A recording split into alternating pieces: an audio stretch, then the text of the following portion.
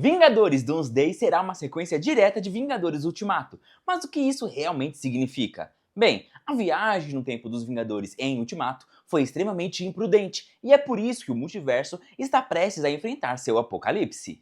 Nós encontramos todas as pistas, easter eggs e pontas soltas em Vingadores Ultimato que sempre estiveram lá para preparar o terreno para Vingadores 5, mesmo quando ainda era intitulado Vingadores A Dinastia Kang, e ainda mais agora que se tornou Vingadores Doomsday. E aí, bem-vindos ao Nerdia! Eu sou o Alex e venha conferir cada detalhe desse vídeo. Temos notícias de que, primeiramente, Vingadores Ultimato será relançado nos cinemas no ano que vem, antes da estreia de Vingadores Doomsday, e há rumores de que o novo filme servirá como uma sequência direta de Ultimato.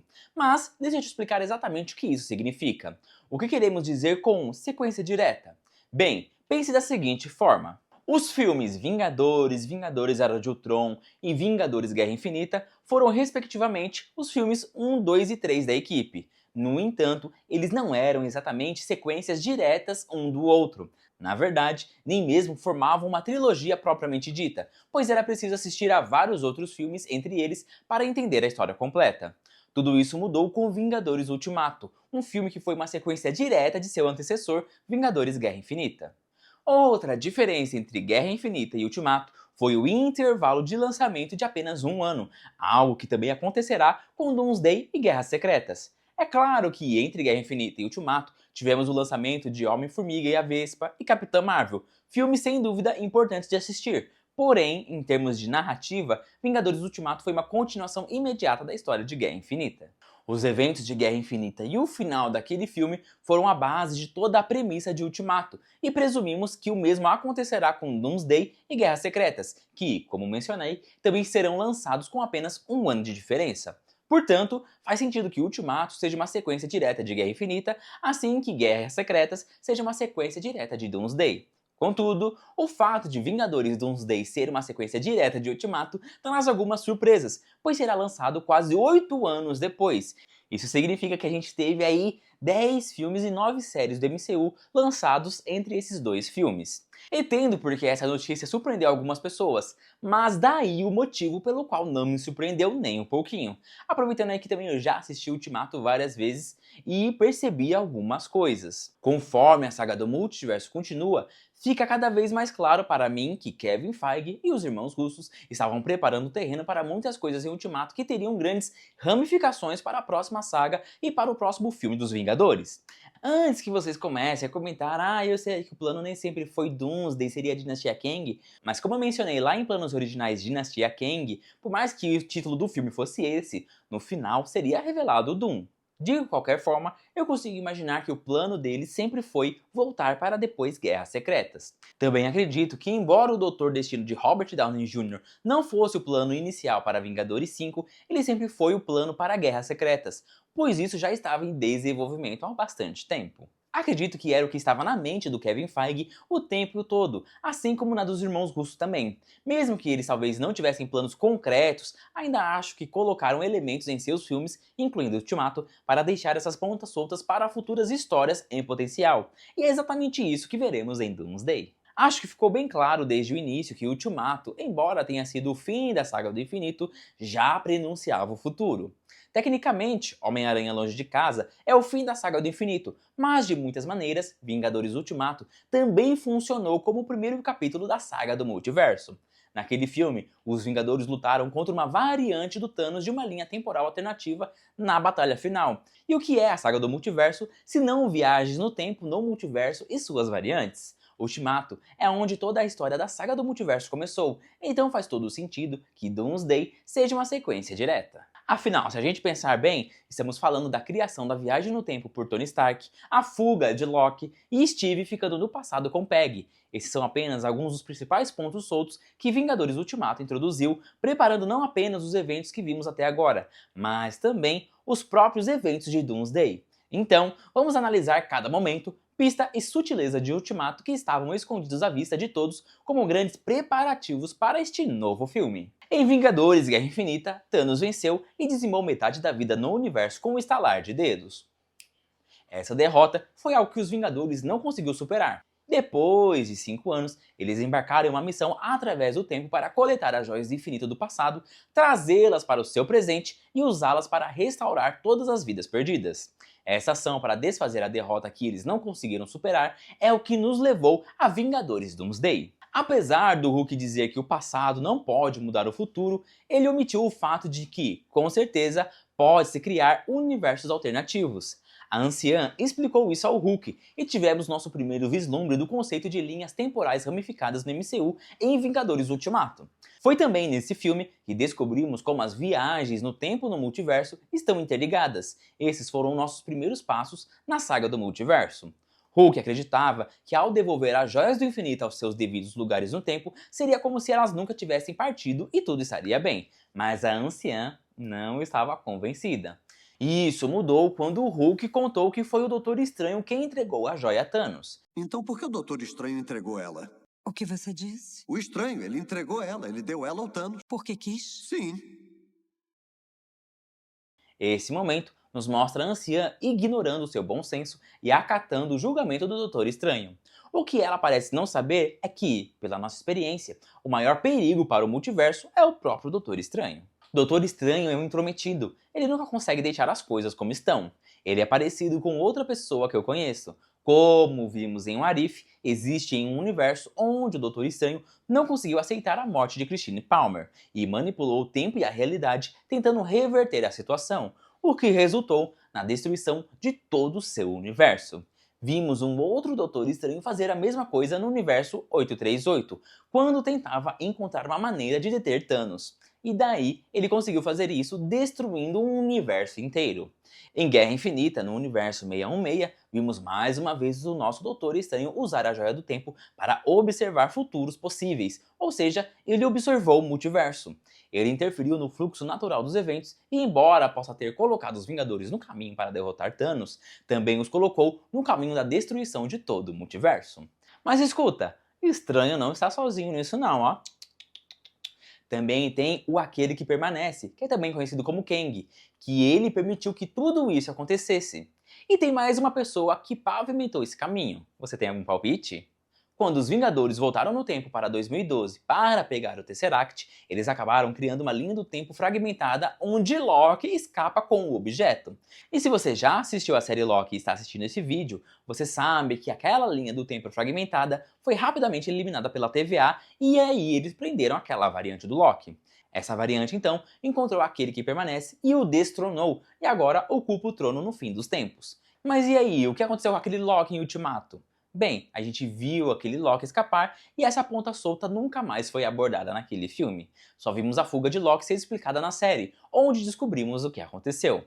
Mas acho que para entender a trama de Doomsday não será obrigatório ter visto a série. Acredito que quando encontrarmos Loki sentado em seu trono, talvez quando ele encontrar os Vingadores ou se reunir com seu irmão, teremos aí uma breve explicação sobre tudo isso. Isso permitirá que todos, inclusive o público que não assistiu à série, se lembrem do último filme dos Vingadores, quando Loki escapou com o Tesseract. E isso o colocou em um caminho muito diferente. Para ele é tudo uma nova perspectiva e ele aprendeu muito sobre o multiverso e o seu estado caótico, tornando um personagem completamente diferente daquele Loki lá em Ultimato. Então é muito provável que Loki poderá explicar a Thor e aos outros como o multiverso se expandiu e o que ele está fazendo para mantê-lo intacto, mas que o multiverso ainda assim está morrendo lentamente. Enquanto uma nova ameaça surge, o Doutor Destino. Uma ameaça que também é produto da interferência do Doutor Estranho, permitida por aquele que permanece, que também estava ansioso para se aposentar. Ter Loki contando aos Vingadores o que está acontecendo, porque eles vão precisar saber, pode ser uma ótima estratégia para lidarem com isso de maneira correta, especialmente se baseando-se em Ultimato. Isso permitirá que o público em geral, que talvez não tenha visto tudo desde então, ou para quem esteja vendo o primeiro filme dos Vingadores em anos, consiga acompanhar toda a história. Então, Loki assumindo o controle e a linha do tempo sagrado do MCU, se unindo ao resto do multiverso, foi, sem dúvida, o maior exemplo de causa e efeito de como Ultimato preparou o terreno para Doomsday. Ou será que não? Bem, vamos dar uma olhada em mais alguns exemplos. Sabemos que a linha temporal ramificada de 2012 foi podada pela TVA, Isso significa que Steve contou a si mesmo que Buck estava vivo e avisou o pessoal da Hydra que sabia o segredo deles. A cena em que Tony sofre um ataque cardíaco provocado pelo Homem-Formiga em outro Tony foi completamente cortada. Mas também houve a jornada de Thor e Rocket para Asgard em 2013, onde eles não só removeram o Éter, a joia da realidade, de Jane Foster, como Thor ainda rouba seu próprio martelo. Antes de prosseguirmos, devo mencionar que, teoricamente, o Capitão América voltou para devolver as joias do infinito e ele também traria de volta o martelo de Thor. Vemos que ele partiu com o martelo. Então, de acordo com Bruce Banner, a devolução das joias deveria essencialmente podar essas outras linhas temporais, fazendo parecer que elas nunca existiram. Cronologicamente, naquela realidade, a joia nunca teria saído. Mas essa ideia de que devolver as joias desfaria essas linhas do tempo ou as eliminaria contradiz a insistência anterior de Bruce de que mudar o passado não muda o futuro.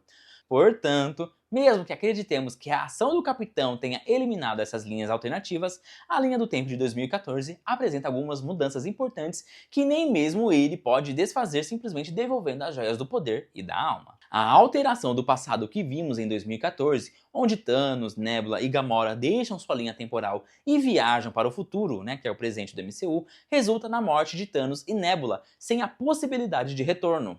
Gamora permanece no MCU principal, em seu futuro, mas no presente da narrativa. Portanto, nenhum dos três retorna à sua linha temporal original. Thanos e Nebula estão mortos, mas Gamora continua viva no presente do MCU, sendo um ser que vive em uma linha temporal na qual não deveria existir. Como aprendemos, isso desestabiliza e confunde a realidade de forma significativa.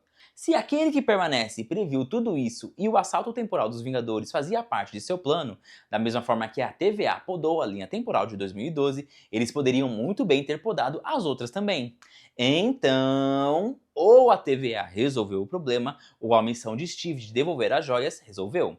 A TVA só precisaria intervir pessoalmente na linha temporal em que Loki escapou com o Tesseract, porque Steve não tinha uma joia do espaço para levar de volta a 2012 e restaurar aquela linha, já que o que eles fizeram era para acontecer, mas não a fuga do Loki. Isso me leva a um dos maiores problemas, que é a missão não planejada de Steve e Tony em 1970. Essa missão resultou não apenas no roubo de partículas PIN, mas também na descoberta de Tony que talvez ele fosse adotado. E lá vamos nós de novo. Escutem, Tony ficou perplexo quando Howard disse que Maria estava grávida. Minha esposa está grávida e... Tony não só parece confuso, como também pergunta: Com quanto tempo ela está? Eu não sei. Isso pode não significar nada, mas com a confirmação de que Doomsday é uma sequência direta de Ultimato, isso poderia explicar como e por que Robert Downey Jr. está interpretando o Dr. Destino. Bom, isso me leva ao nosso garoto Steve. Steve fez uma grande besteira. Ele viajou no tempo quando estava devolvendo as joias e criou uma realidade onde viveu uma vida com Peggy Carter. Pela primeira vez, Steve foi egoísta, seguindo o conselho de Tony Stark. Steve Rogers se rebelando e criando um universo completamente novo, ou uma nova linha do tempo. Essa foi a ponta solta importantíssima deixada em aberto em Vingadores Ultimato. A cena dele dançando com a Peggy foi a última do filme, e vamos analisar ela. Não sei se vocês acham isso também, mas apesar daquela cena ter sido muito doce, carinhosa e tal, ela também é super sinistra, principalmente o corte para o preto. É óbvio que ele viveria uma vida ótima com Peggy envelhecendo juntos, mas garanto que esse Steve, o Steve mais velho que vemos no final de Ultimato, passou por muita coisa ao longo dos anos, e não acho que ele tenha tido uma vida tranquila.